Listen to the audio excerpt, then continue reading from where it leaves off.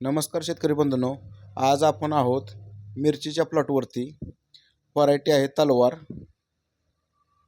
आणि आज आपण प्लॉटवरती कीड व रोगांचे काय सिम्पटम दिसतात ते लाईव्ह प्लॉटवरती पाहणार आहोत. हा बघा डायबॅकचा सिम्पटम आहे. या डायबॅकमध्ये काय होतं की हा बुरशीजन्य रोग आहे. वरून शेंडा वाळत जातो. तुम्ही बघा फोटोमध्ये पाहू शकता की वरून शेंडा वाळत चाललेला आहे. याचं जर लवकर नियंत्रण नाही केलं तर मोठं नुकसान होऊ शकतं. याची लक्षणे काय असतात? पाणी गळणे, शेंडा ओढून वाळत जाणे, काळे डाग येणे, फळ सडणे, आर्द्रता जास्त असल्यावर हा रोग जादा पसरतो. यासाठी M45 साप पावडर घेणे. फुलकळीत असेल तर ताम्रयुक्त म्हणजेच कॉपर बेस जी बुरशीनाशक आहेत ती वापरू नयेत. फुलकळीवर परिणाम होतो. त्यासाठी तुम्ही आमिस्टार घेऊ शकता, नेटिव्ह घेऊ शकता, त्याचा फायदा होईल. हे बघा तुम्ही व्हिडिओमध्ये पाहू शकता की कसे वरून शेंडे वाळत चाललेले आहेत. बाकी प्लॉटमध्ये थोडंसं चुरडामुरडा झालेले पानं दिसत आहेत.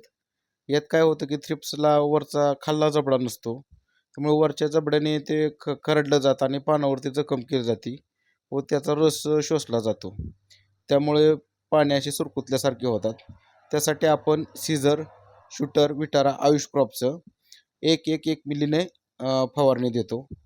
तर 100% रिझल्ट त्याचा मस्त बसतो. पाने सुरकुतलेली 1-2 फवारणीमध्ये क्लिअर होत जातात. 60% झाड कव्हर होत जातं. प्लॉटमध्ये थोडासा गवताचा प्रादुर्भाव आहे, गवत वाढायला लागलेले. बाकी प्लॉटमध्ये बघा हे झाड पाहू शकता, चुरडा मुरड्याचंच आहे.